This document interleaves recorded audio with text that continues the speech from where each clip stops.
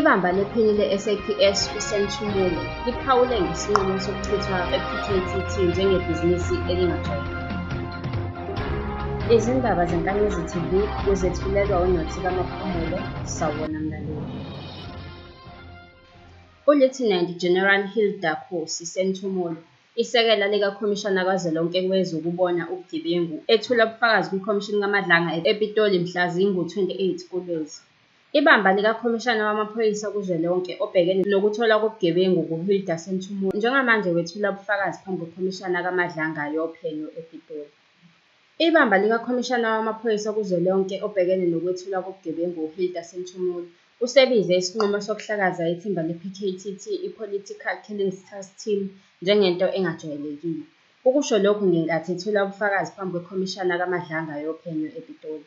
uSenthumulo wayalelwa ukuthi aphathe amadokodo angu-121 e-Political Killing Task Team, i-PKTT, ngemuva kokuthi edluliselwe komkhulu lamaphoyisa ePitoli. uSenthumulo uthe isinqumo sokuhlakaza kwe-PKTT asilandelanga imigudu efanele. Bekuyinto engajwayelekile lapho uvele kube nesinqumo esifana nalesi sokuthi uncome umphathi we-Crime Intelligence uDumisani Khumalo ngomsebenzi wakhe ne-PKTT. uGeneral Khumalo ekuhloleni kwami usungule isitolo lapho uthola khona yonke into ngaphansi kophahla olulodwa. Uphinde wakhuluma ngephini likaKhomishana Kazwelonke osamisile uShadrack Sibiya. Ngeke ngikhulume ngojenene owangena kumabonakude wathi amadokodo ngawami, futhi ngicabanga ukuthi yingakho silapha esikhona namuhla. Kuzwelonke asinawo amadokodo ngawesifundazwe. uSenthumulo uthe uNgqongqoshe Wamaphoyisa osamisiwe uMnuz Senzo Mchunu akazange alulekwe ngokuthatha isinqumo sokuhlakaza i-PKTT.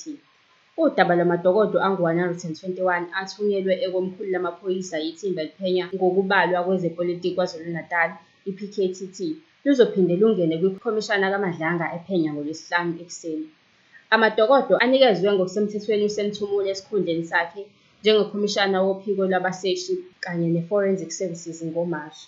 Ngesikhathi evela phambi kweKhomishana kaMadlanga yophenyo emasontweni amabili edlule, wachaza kabanzi ngokuthi uSenthumulo wamazisa kanjani ukuthi uzophatha amadokodo angu-121 e-PKTT.